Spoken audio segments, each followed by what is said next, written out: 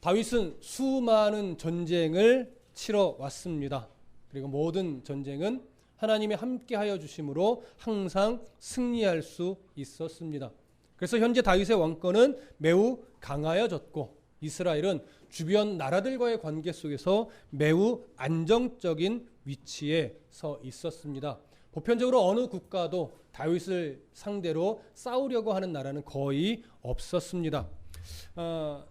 그러다 보니까 우리는 이런 전쟁의 이야기를 앞에서 쭉 많이 나누다 보니까 다윗이 모든 면을 거의 무력으로 전쟁으로 해결하려고 했던 것처럼 여겨질 수 있지만 다윗은 또한 가능하면 전쟁이 아니라 또 외교적으로 또 평화적으로 해결하려는 그런 모습도 있었습니다.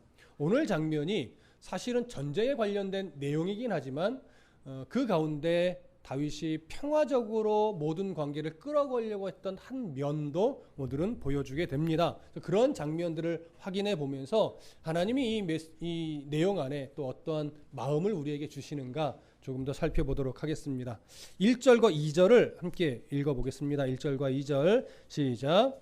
그 후에 암몬 자손의 왕이 죽고 그의 아들 한운이 대신하여 왕이 되니 다윗이 이르되 내가 나하스의 아들 한운에게 은총을 베풀되 그의 아버지가 내게 은총을 베푼 것 같이 하리라 하고 다윗이 그의 신하들을 보내 그의 아버지를 조상하라 하니라.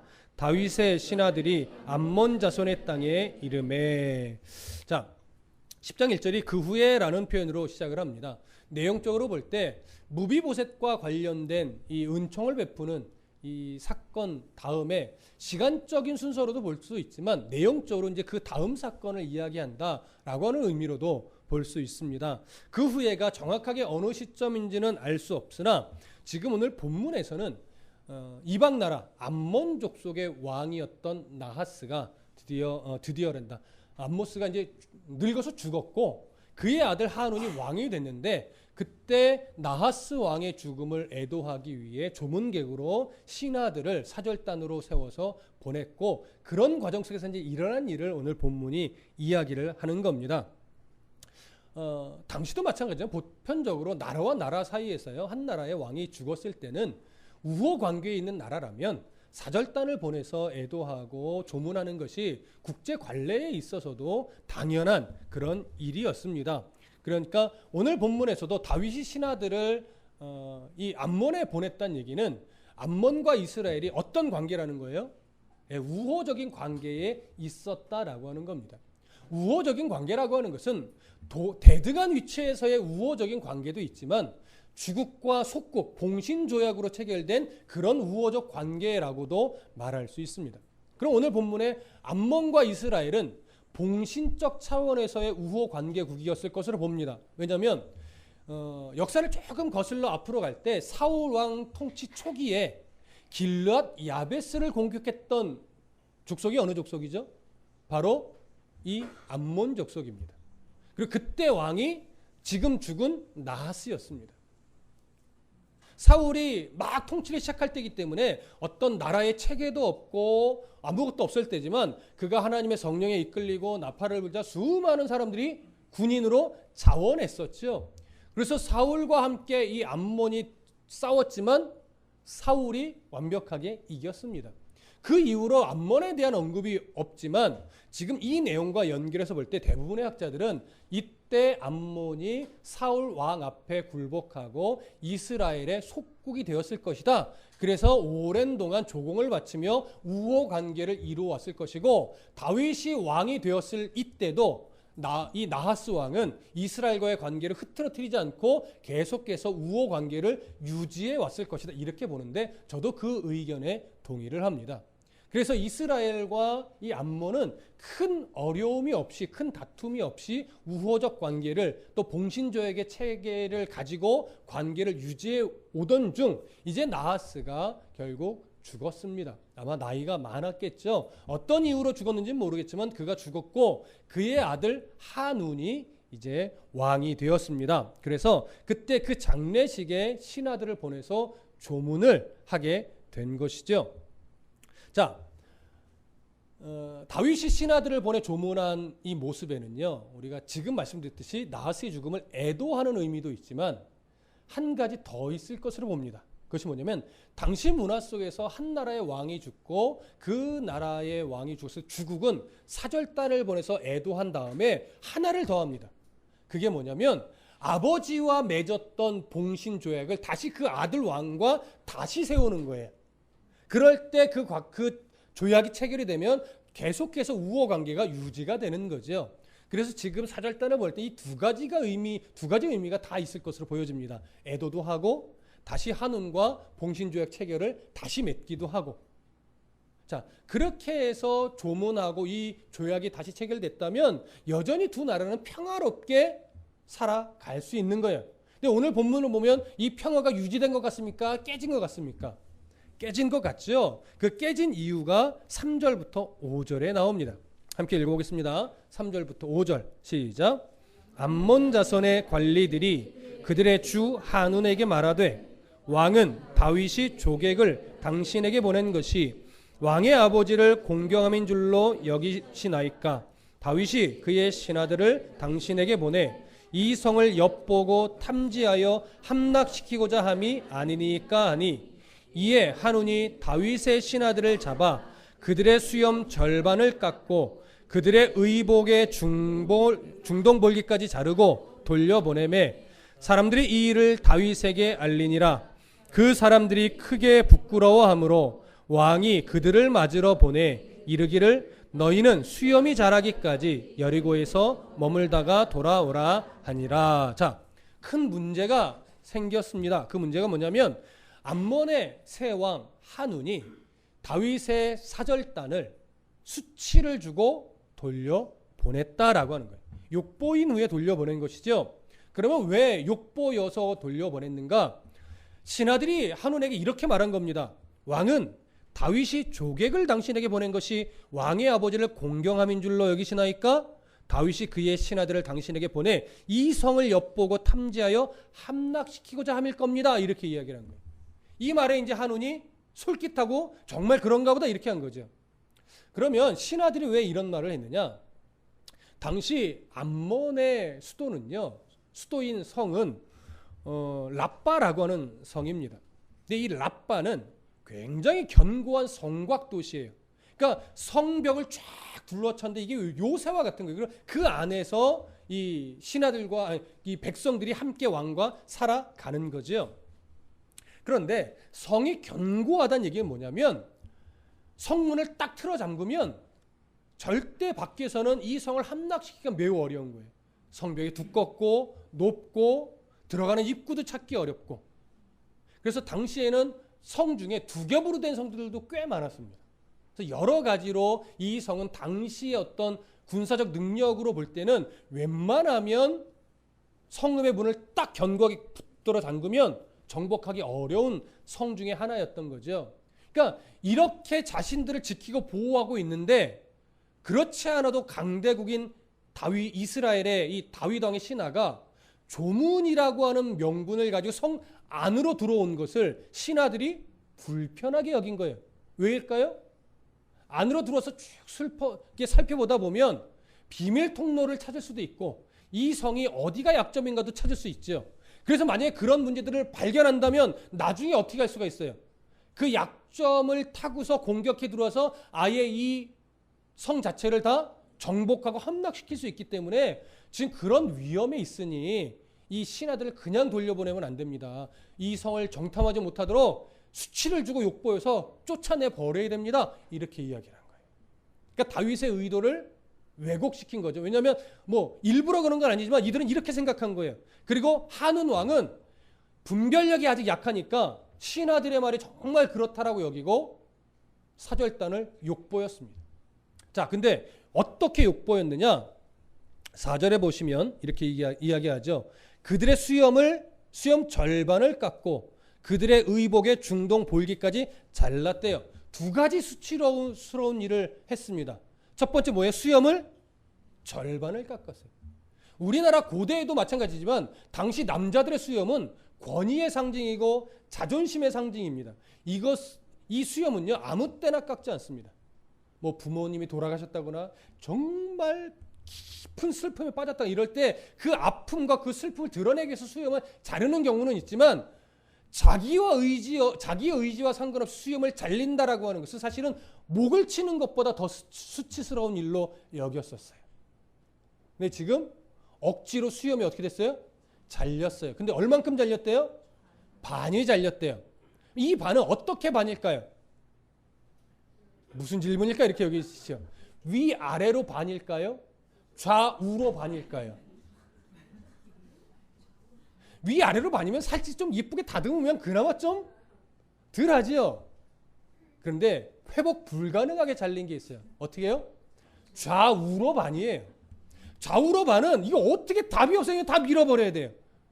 그러니 이건 당시의 문화 속에서 특히 한 나라의 관리의 입장에서는 차라리 목 베어 죽임을 당하는 게 낫지. 이건 엄청난 수치예요. 무슨 의미인지 이해되십니까? 두 번째 욕보인 건 뭐예요? 의복을 중동 볼기까지 잘랐대요.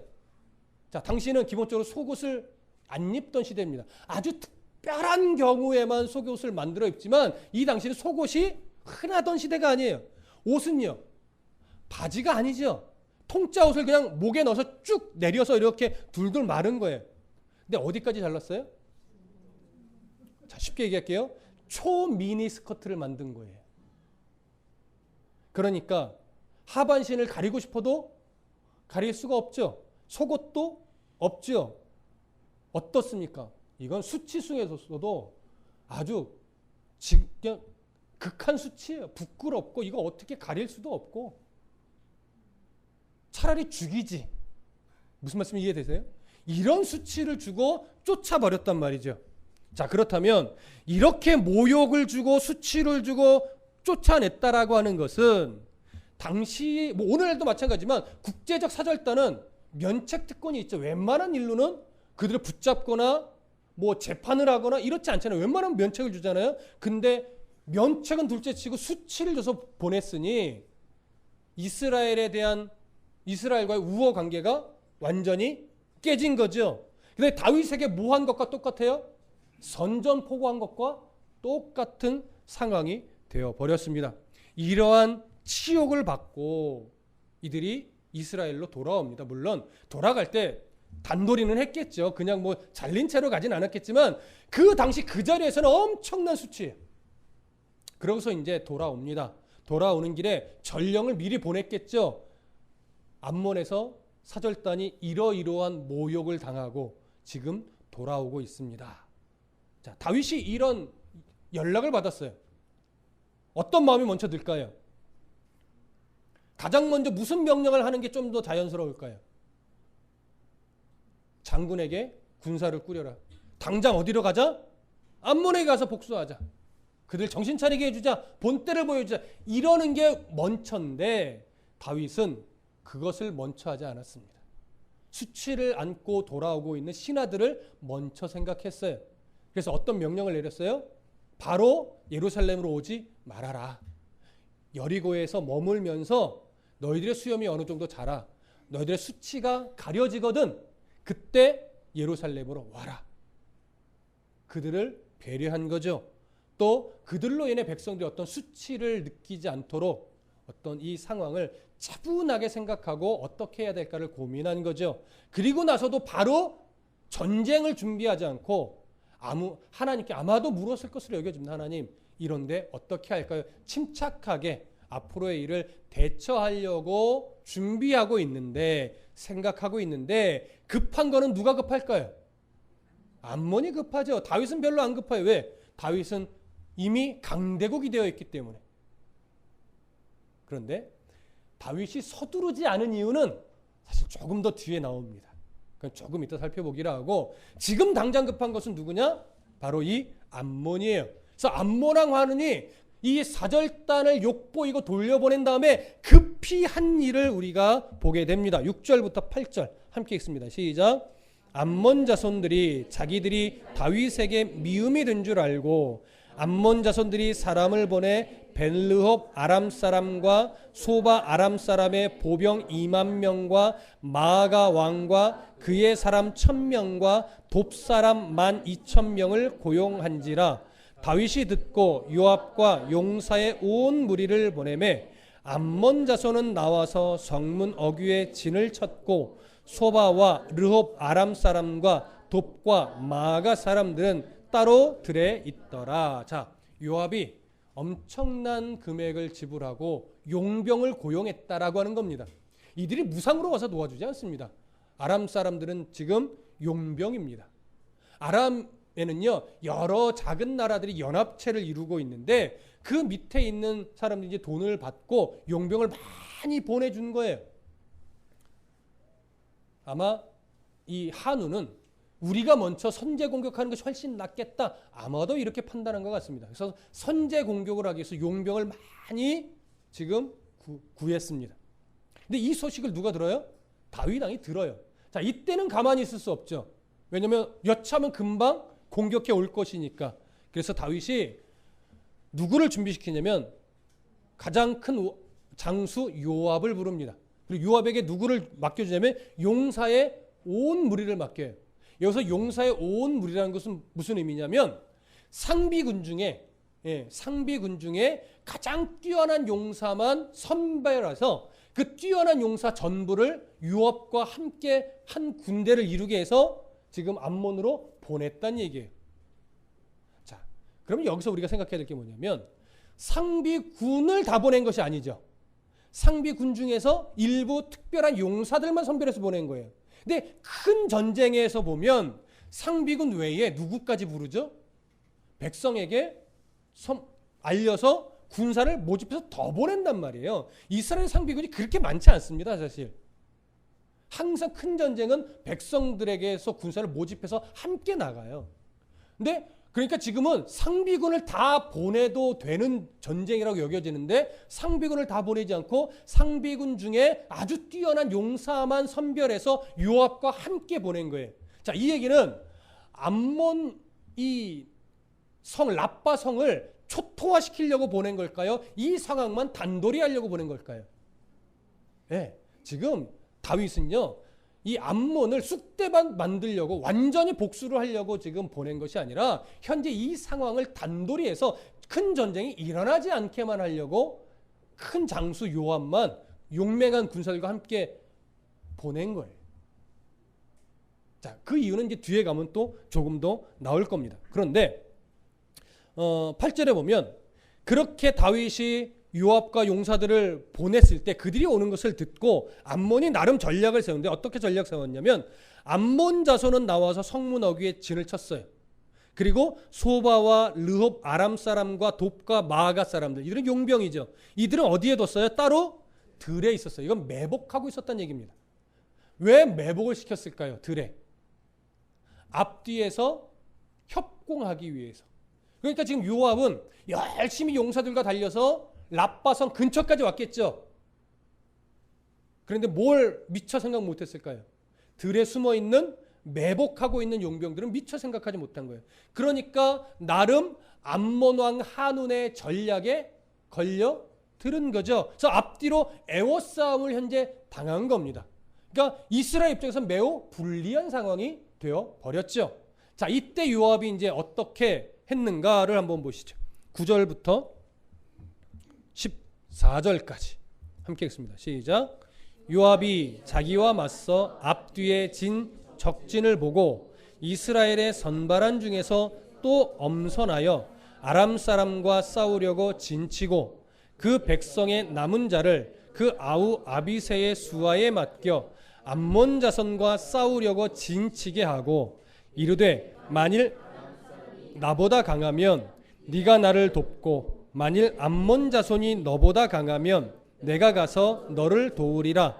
너는 담대하라. 우리가 우리 백성과 우리 하나님의 성읍들을 위하여 담대히 하자. 여호와께서 선히 여기시는 대로 행하기를 원하노라 하고 요압과 그와 함께한 백성이 아람 사람을 대항하여 싸우려고 나아가니 그들이 그 앞에서 도망하고 암몬 자손은 아람 사람이 도망함을 보고 그들도 아비새 앞에서 도망하여 성읍으로 들어간지라. 요압이 암몬 자손을 떠나 예루살렘으로 돌아가니라. 자, 요압 장군이 이제 딱 성읍 앞에, 라빠 성 앞에 딱 온 다음에 상황을 이제서야 파악한 거예요. 자기 앞에는 암몬의 군사들이 성 밖에 나와서 싸우려고 딱 진을 쳤고, 돌아보니까 뒤에는 아람의 용병이 매복했다가 이제 딱 나타난 거예요. 그러니까 앞뒤로 둘러싸여 있죠. 완전히 불리한 상황입니다. 그때 요압은 이 자기의 군대를 둘로 딱 나눴어요. 이 용사들 중에 용맹한 사람을 또 다시 선발해서 자기를 따르게 했습니다. 그리고 또 나머지는 자기 동생 아비새에게 맡겼어요. 그러면서 동생 아비새는 일단 누구와 싸우라고 했냐면 암몬의 성 라빠에 진을 찍은 암몬 군사들과 싸우게 하고, 자신은 용맹한 자를 뽑아서 뒤에 매복했던 아람의 용병들과 싸우겠다라고 한 겁니다. 그래서 둘이 이렇게 나눠져서 싸울 때 누군가 서로 위기에 처하면 와서 돕기로 약속을 한 거죠. 그러고 이 약속을 하고 나서 요압이 우리가 이제 하나님을 위해서, 또 하나님의 백성 이스라엘을 위해서 우리가 두려워하지 말고 나가서 싸우자, 용맹하게 싸우자, 백성들을 독려합니다. 그때 군사들이 사기가 다시 충전해가지고 요압과 이 선발된 군사들이 아람의 용병들을 향하여 열심히 달려갑니다. 무섭게 달려갑니다. 그랬더니 이 용병들이 그 모습을 보고 두려워서 어떻게 했대요? 성경은 도망쳤대요. 이 모습을 볼 때 아마도 요압이 판단한 것은 이거였을 겁니다. 용병들은 돈을 받고 와서 싸워주는 사람들이에요. 그러니까 싸움에는 탁월할지 모르겠지만 전세가 불리하다 여겨지면 목숨 걸고 싸우기보다는 우선은 도망가는 걸 먼저 택한다라고 하는 이것을 알았던 거예요. 그래서 이들의 기세만 누를 수 있다면, 그래서 이들의 길을 꺾을 수 있다면 이 싸움은 승산이 있다라고 아마도 여긴 것 같습니다. 그래서 군사들을 독려하고 정말 눈에 힘을 주고 달려갔더니 아람의 용병들이 그 기세에 눌려서 도망친 거죠. 물론 여기에 하나님의 섭리가 없었다고 말할 수 없습니다. 하나님이 이스라엘의 길을 높이고 아람 용병들의 길을 누르셨다고도 얼마든지 말할 수 있습니다. 중요한 건 뭐예요? 하나님의 은혜로 요압이 아람을 상대로 이겼다라고 하는 것이죠. 그 모습을 누가 딱 보고 있어요? 암몬의 라빠 성읍 앞에 진을 쳤던 아람의 군사들이 그 장면을 딱 보고 있어요. 근데 믿었던 아람의 용병들이 어떻게 해요? 도망가 버려요. 그걸 보고 싸워보지도 못하고 이들이 쪼르르 어디로 들어가 버렸을까요?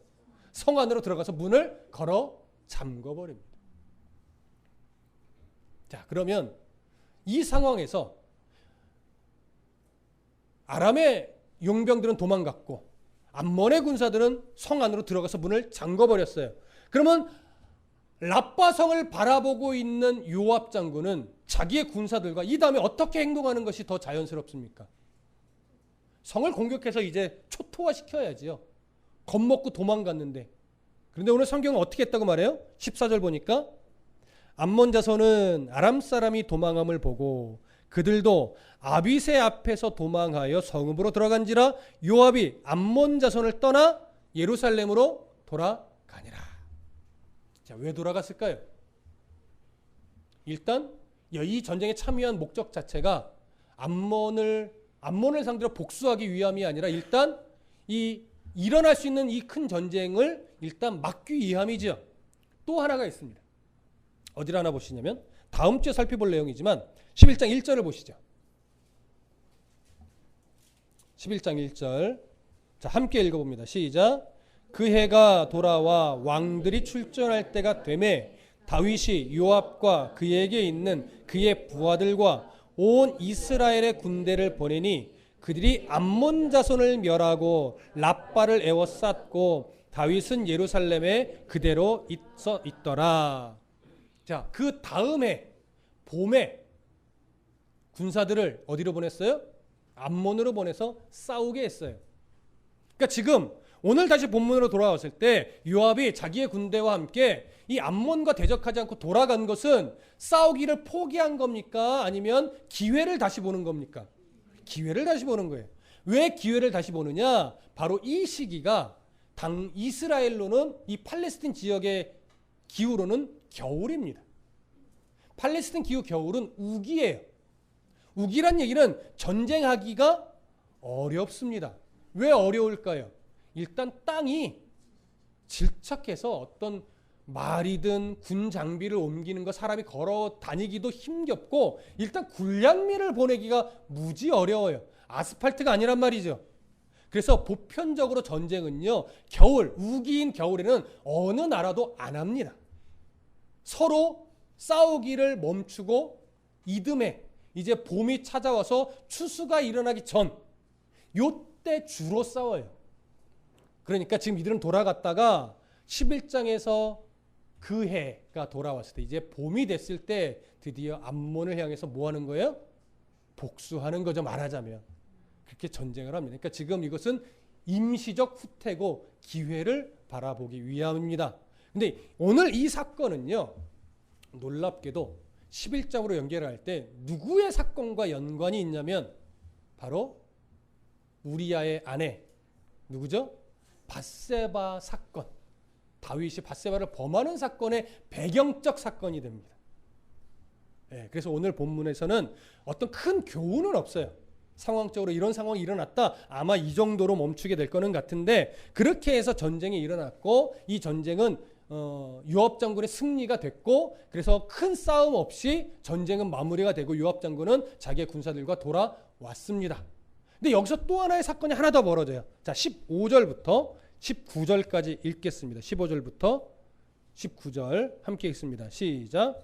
아람 사람이 자기가 이스라엘 앞에서 패하였음을 보고 다 모임에 하닷 에셀이 사람을 보내 강 건너쪽에 있는 아람 사람을 불러내매 그들이 헬람에 이르니 하닷 에셀의 군사령관 소박이 그들을 거느린지라. 어떤 사람이 다윗에게 알림해 그가 온 이스라엘을 모으고 요단을 건너 헬람에 이르매 아람 사람들이 다윗을 향하여 진을 치고 더불어 싸우더니 아람 사람이 이스라엘 앞에서 도망한지라. 다윗이 아람 병거 700대와 마병 4만 명을 죽이고 또 그 군사령관 소박을 치매 거기서 죽으니라.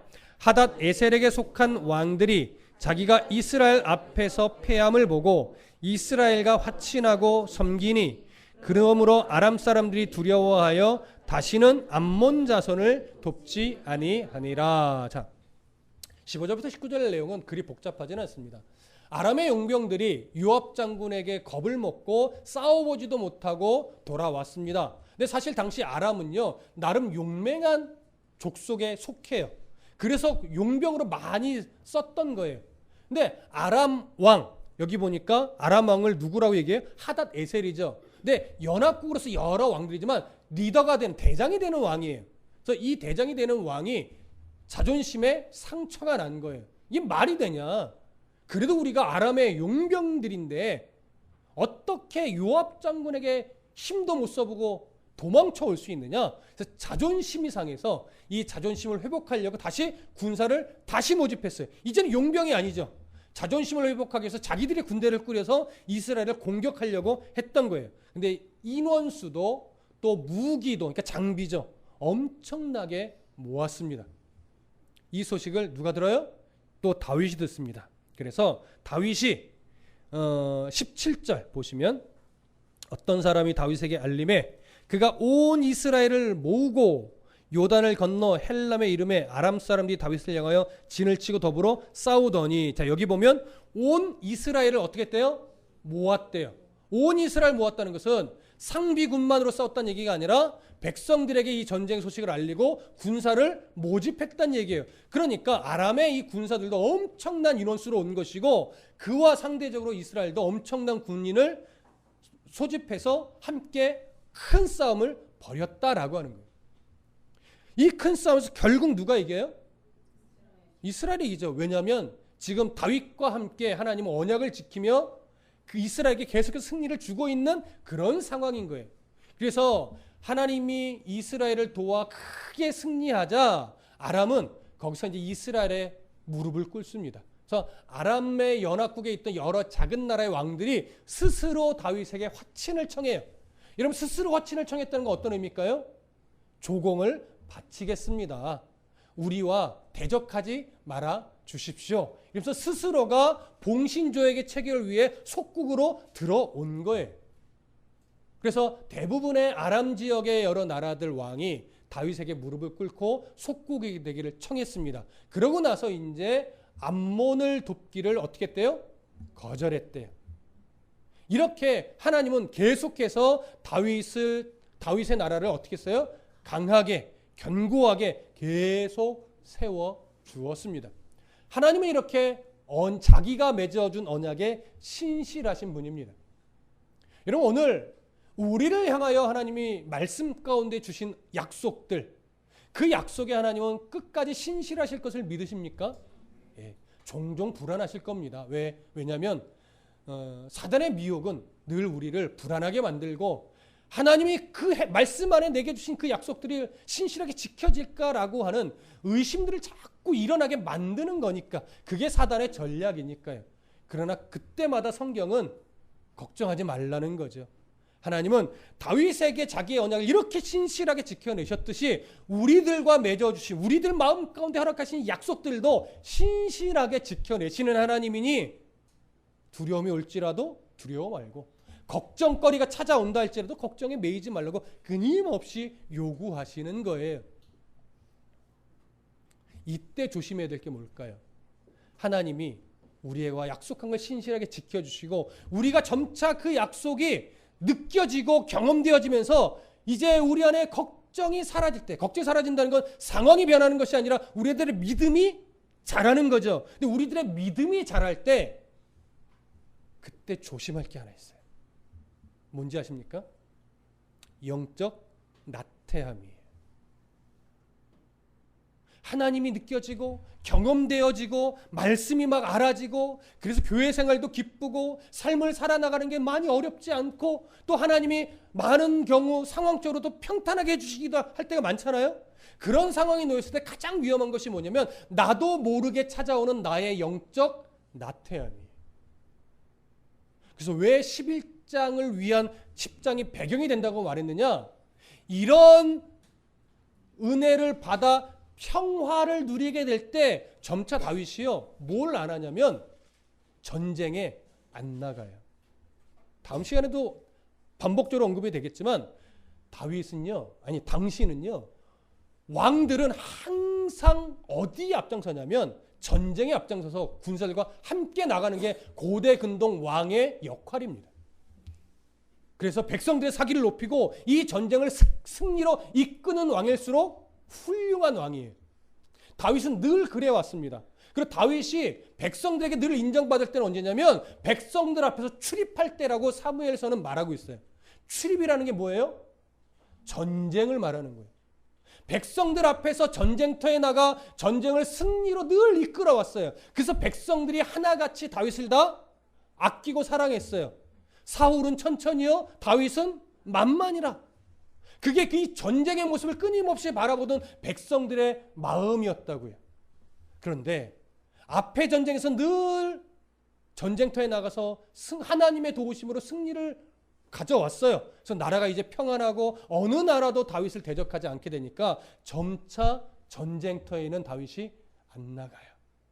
그런데 11장에 가보면 암몬과의 싸움에서 다윗이 전쟁터에 안 나가고 요압만 보냅니다. 그리고 이미 이때도 안 나갔죠. 요압만 보냈죠. 점차 자기도 모르게 영적인 나태함이 찾아옵니다. 다윗은 내가 지금 영적으로 나태해졌는지 감을 못 잡고 있어요. 그럴 때 찾아온 위기가 뭐예요? 여자가 눈에 들어오는 거예요. 밧세바가 들어와요. 그때라도 깨달았어야 되는데 다윗이 하나님이 상황적으로 말해요. 상황적으로. 다음 시간에 살펴볼 거예요. 상황적으로 너 밧세바에게 눈 돌아간 거 그러면 안 돼. 실수했어도 고백해, 회개해. 이런 사인을 계속 주는데 다윗은요, 끊임없이 그 메시지를 다 거절해요. 묵살해요. 그리고 자기의 잘못을 회개로 고백하는 것이 아니라 자꾸 감추고 덮으려고 해요. 자, 그 속에 어떤 교훈이 있을지 그건 다음 시간입니다. 오늘은 여기서 끝납니다.